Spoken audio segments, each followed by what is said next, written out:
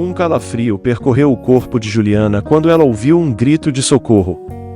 Ela estava visitando o túmulo de seu filho, que havia falecido de modo estranho há cerca de 2 anos. Ela visitava quase que diariamente desde então, mas nunca ouviu nada parecido. Juliana foi cuidadosamente em direção de onde veio o pedido de socorro. Ela não sabia a quem, ou o que encontrar. Mas ela simplesmente não podia ignorar isso agora. Ela lembrou do seu filho Marcos, que teria ajudado se estivesse nesta situação, e isso a motivou a seguir em frente. Porém, Juliana não esperava que toda essa provação tivesse muito a ver com Marcos, e o pedido de socorro tinha sido especialmente para ela ouvir.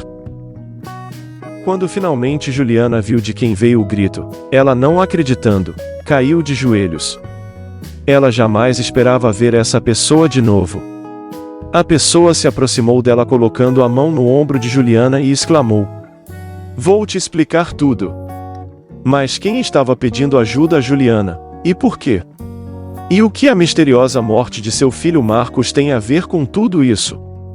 Seu filho Marcos havia falecido há mais de 2 anos e a dor continuava para Juliana.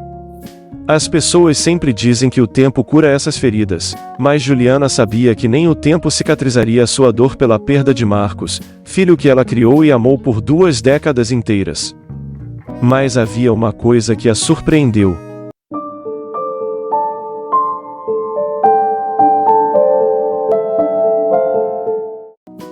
Juliana não esperava ter tantos dissabores. Desde a morte de Marcos ela simplesmente perdeu o interesse pela vida. Muita coisa mudou e ela já não conseguia forças para reagir. Além de tudo, ainda havia a relação desgastada com seu marido.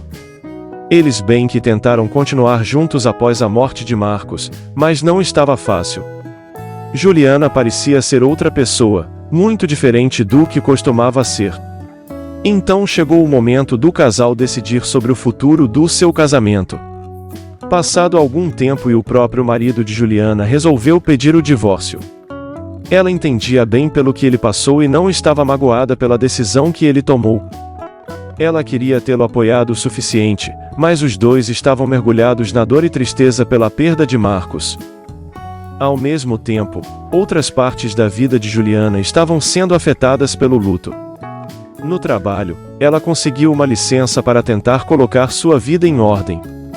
Passado algum tempo, seu chefe já não podia mais arcar com o seu afastamento, e pediu que ela decidisse se voltaria ao trabalho. Juliana já tinha a resposta assim que ele a intimou, e apresentou sua demissão. Sem Marcos ao seu lado, ela não conseguia se concentrar em coisas como o seu casamento ou seu trabalho. Tudo isso para ela eram coisas sem importância comparado à perda de seu filho. Mas havia uma coisa que a motivava a levantar todos os dias de sua cama: as visitas diárias ao túmulo de Marcos. Era um verdadeiro ritual. Todas as manhãs, praticamente no mesmo horário, se dirigia ao cemitério. As visitas lhe davam a sensação de cumprir um propósito com Marcos. Apesar desse hábito lhe trazer um pouco de paz, havia também algo de sombrio nessa atitude. O que importava para ela, e estava convencida disto, era que esse costume acabava se tornando saudável, pois a tirava da cama todas as manhãs, fazendo com que encarasse o mundo, e tomasse ar fresco todos os dias. O lado ruim deste hábito era que Juliana se lembrava todos os dias de que havia perdido seu filho. Então Juliana procurou adequar seu ritual. Em vez de derramar lágrimas no túmulo de Marcos, ela procurava pensar somente nas coisas boas que viveram juntos, as experiências que compartilharam enquanto ele esteve vivo. Às vezes ela tinha recaídas ao lembrar de como ele se foi deste mundo. Essas recaídas levavam a questionamentos, que continuamente assombravam Juliana. Questionava sobre tudo que levou à morte de Marcos. Ela imaginava que obtendo mais informações isto lhe traria a paz. Mas, após tanto tempo, ela acabava duvidando que pudesse haver algum fato novo. Entretanto, a morte de Marcos podia ter sido tudo, menos uma morte comum. Os fatos sobre a morte de Marcos eram tão confusos, que Juliana ainda não compreendeu o que realmente aconteceu. Ele simplesmente saiu uma noite para nunca mais voltar. Quanto mais ela tentava juntar as peças, mais incertezas vinham à sua mente. Foi aí que se iniciou a busca.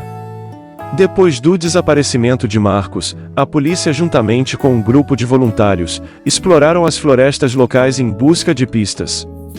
Já havia uma semana do desaparecimento de Marcos, e Juliana ainda nutria esperanças de que ele tinha somente se perdido, que logo apareceria de algum jeito, ou em algum hospital. Finalmente encontraram Marcos, estava morto. Mas como isto aconteceu? A polícia local abriu investigação para apurar a morte de Marcos, a fim de descartar um provável homicídio, ou algo relacionado a um crime. Após completadas as investigações, a polícia não encontrou nenhuma evidência de agentes externos na morte de Marcos. Havia algumas hipóteses, e a que prevaleceu como conclusão oficial foi o suicídio. Sim, para a polícia, Marcos teria tirado a sua própria vida, afastando qualquer possibilidade dele ter sido vítima de um crime ou homicídio. Juliana não acreditou na polícia, estava totalmente convencida de que a polícia cometera um erro. Ela apenas sentia no seu coração que seu filho jamais atentaria contra sua própria vida. Mesmo assim, havia alguns fatos com os quais ela não podia debater. Juliana havia notado Marcos um pouco distante e estranho antes de sua morte. Esse comportamento já se arrastava por semanas, mas ele resistia em conversar sobre o assunto com ela. Juliana achava que isso era passageiro e que logo ele voltaria a ser aquela pessoa alegre de sempre. Ela acreditava piamente, do fundo do seu coração, que ele se abriria com ela, se estivesse deprimido ou algo parecido. Esse relacionamento de confidencialidade entre eles jamais mudaria, era um relacionamento muito próximo, e Marcos sabia que sua mãe faria qualquer coisa para ajudá-lo. Juliana sabia que se Marcos tivesse realmente se suicidado, ela teria sentido em seu coração. Aos poucos, Juliana foi aceitando um fato sobre a morte de Marcos, conforme o tempo passava não havia respostas claras. Ela passou a aceitar o mistério da morte de Marcos até certo ponto. Juliana não fazia ideia de que o seu hábito de visitar o túmulo do filho todos os dias a levaria a ter um encontro que mudaria sua vida. Juliana acordou cedo como de costume e se arrumou para visitar o túmulo de Marcos. Ela achava melhor chegar bem cedo para não ser atrapalhada por outros visitantes ou funerais. Era imprescindível ficar compenetrada, envoltas com seus pensamentos. Mas neste dia tudo sairia do corriqueiro. Juliana chegou ao túmulo de Marcos e se acomodou para passar algumas horas ali com o filho. Procurou elevar seus pensamentos com boas lembranças, em vez de ficar se martirizando de que nunca mais veria seu amado filho. Enquanto Juliana pensava em tudo que gostaria de dizer para Marcos, ela ouviu de repente um grito aterrorizante perfurando o ar. Isto a deixou tão atônita, que ficou de pé em estado de choque. Ela olhou ao redor para ver de onde teria vindo aquele grito, mas não havia ninguém por perto. Depois de vasculhar a área, começou a pensar que estaria imaginando coisas. Mas isso não fazia nenhum sentido, ela tinha ouvido claramente uma voz gritando. Novamente ela ouviu alguém chamando, foi um grito nítido. Ela parou e ficou bem quieta para tentar ouvir de que lado vinha o barulho. Vinha de longe, ela podia ouvir que era uma voz feminina gritando por socorro. Juliana estava atenta e precisava descobrir o que estava acontecendo. Será que alguém estava em perigo? Ela sempre esteve no cemitério desde a morte de Marcos e nunca tinha ouvido alguém em apuros. Ela decide ir na direção dos gritos, havia sepultura e árvores no trajeto. Para chegar lá, ela seguiu por um caminho nunca antes trilhado. A pessoa que gritou parecia estar em pânico, então apressou o passo para chegar o mais rápido possível. Não parecia ser choro ou lamentos de alguém que estava a visitar algum túmulo. De repente ela se depara com um grande arbusto no seu caminho, então ela decide atravessar por entre o arbusto, em vez de contornar por um caminho mais longo. Essa decisão mudaria tudo em sua vida. Juliana estava praticamente invisível para quem olhasse de fora, tamanho era a densidade dos arbustos. Antes que ela pudesse atravessar, ela finalmente identificou de onde vinham os gritos. Ficou aliviada pelos arbustos impedirem de ser vista. Ela estava surpresa com o que via, não parecia que alguém precisasse de ajuda. A pessoa que estava gritando fazia parte de um grupo que estava ao seu redor. Estavam todos vestidos de preto. Imaginou Juliana que se tratava de um funeral. Apenas uma coisa não fazia sentido. Era muito cedo para se tratar de um funeral, e Juliana não tinha visto nenhuma procissão passar para chegar no cemitério, além de não ter visto nenhuma cova aberta ou algum caixão esperando ali próximo. Juliana continuou a observar escondida pelo arbusto, esperando para ver se descobria o que estava acontecendo. Já não conseguia mais ver a mulher que havia gritado antes. Depois de alguns minutos ela percebeu que ninguém estava precisando de ajuda, mas ela não conseguia afastar a sensação de que algo ainda estava muito errado. Ela pensou em perguntar ao grupo se precisavam de algo. Talvez eles soubessem sobre quem estava gritando, mas antes de sair dos arbustos ela pôde ver seus rostos, e congelou. Afinal, não era mesmo um funeral. As pessoas vestidas de preto usavam máscaras que cobriam metade de seus rostos. Agora, prestando mais atenção nos detalhes, Juliana percebeu que suas vestes não eram comuns. Não estavam usando ternos e vestidos apropriados para um funeral. Usavam, além das máscaras, roupas com capuz. Mas o que faziam no cemitério? Juliana estava em dúvida sobre o que fazer. Aquelas pessoas tinham um comportamento bem estranho. Talvez não fosse bom se envolver com eles. Por outro lado, ela não queria deixar de ajudar alguém que estivesse em perigo. Uma escolha indigesta para se fazer. Mas logo Juliana decidiu que precisava agir. Havia fortes indícios de que uma mulher pudesse estar em perigo, e Juliana não deixaria de ajudá-la por medo do que pudesse acontecer. Enquanto ela pensava o que fazer, observou um movimento próximo de um mausoléu. Juliana presenciou com horror, quando uma mulher vestida de branco saiu do mausoléu, e se aproximou do grupo. Essa mulher foi acompanhada por duas pessoas vestidas de preto. Se isto por si só não fosse assustador o suficiente, Juliana quase gritou de pavor quando viu o rosto da mulher. Juliana não podia acreditar no que estava vendo. Ela reconheceu aquela mulher. Fazia anos que não a via. Agora Juliana ficou mais indecisa ainda sobre o que fazer. Começou a novamente a ponderar suas alternativas, principalmente porque o grupo aumentou em número, estava bem maior do que antes, e se eles fossem perigosos de fato, ela jamais conseguiria fugir dali. Juliana considerou chamar a polícia e deixar que eles resolvessem a situação. Isso fazia bastante sentido, em vez dela confrontar o grupo sozinha. Lentamente ela tirou o celular do bolso. Estava muito nervosa com o tal grupo, que quase deixou o celular cair ao chão. Quando foi desbloquear a tela, acabou por apertar a tecla errada.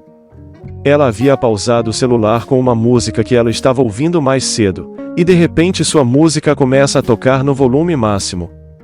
Com isso todo o grupo direcionou seus olhares para os arbustos. Juliana pensou em fugir, mas não iria muito longe, então resolveu encarar o grupo. Saiu de trás dos arbustos e ficou à vista de todos. Ela estava aterrorizada, temendo que o grupo fosse hostil por espioná-los. Ela não entendia nada de sociedades secretas ou rituais de magia, mas eles não pareciam se agradar com testemunhas do que estavam a fazer ali no mausoléu. E agora? O que fariam com ela? Juliana estava em pânico, mal conseguia respirar. Após alguns segundos, o grupo continuava imóvel no mesmo lugar. Isto fez com que Juliana relaxasse. Se fosse para eles atacarem, já o teriam feito. Algumas pessoas do grupo retiraram suas máscaras, não pareciam hostis. Mesmo assim, Juliana estava em prontidão para correr. Ela ficou parada no mesmo lugar, perto dos arbustos, e não percebeu a mulher de branco se aproximar. Ela estava sorridente e demonstrava felicidade em ver Juliana. Ninguém ali agia como se estivesse fazendo algo errado no cemitério. A mulher, ao chegar até Juliana, lhe fez uma pergunta para a qual Juliana não tinha resposta.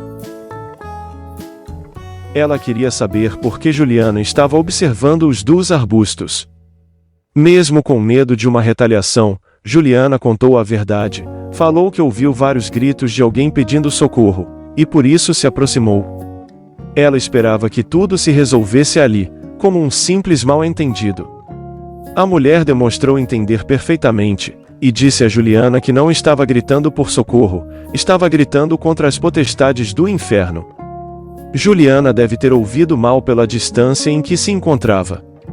A mulher apontou para o grupo e explicou para Juliana o que estava acontecendo.